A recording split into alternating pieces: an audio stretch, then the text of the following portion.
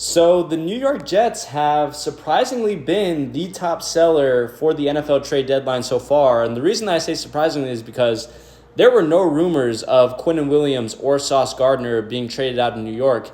It does make sense seeing them being 1-7. The defense, obviously, while they have been the better side of the ball, hasn't performed up to top level, especially these two guys. But a little bit surprising here. But honestly, I think that they got a pretty good get out of this. I mean, as of right now, I don't know what the Cowboys traded for Quinnen Williams. There's no trade details at the time that I'm recording this. But for Sauce Gardner, they got 2 first-rounders from the Colts, and they got Adonai Mitchell out of that. That's pretty solid for a guy in Sauce Gardner, who we have to be honest with ourselves, has not been the same since his rookie year. He has been getting lost and burnt in man coverage a ton. He has not been that big-time playmaker that he was all those years ago for the Jets. He has not performed very well. And sure, maybe in a different scheme with the Colts, he might be great. And being next to Charvarius Ward is definitely going to be a big up for that Colts secondary.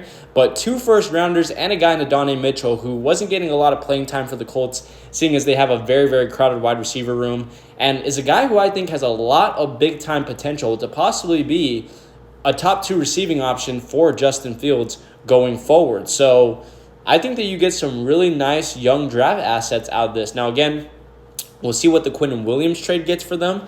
You're thinking because he's an all-pro defensive level defensive tackle that you'd likely be getting, a first or second rounder for him and maybe another solid player. But the Jets pressing the reset button, I think that's absolutely the best move that they could do. You get a lot of really great young assets, and now you can slowly begin to build the team that Aaron Glenn wants, if Aaron Glenn is going to be the coach of the future for them. As for the Cowboys, I don't mind the Quinnen Williams trade whatsoever. The defense definitely needs some work, especially in both the passing and the running game, for being completely honest. They're one of the worst in the league.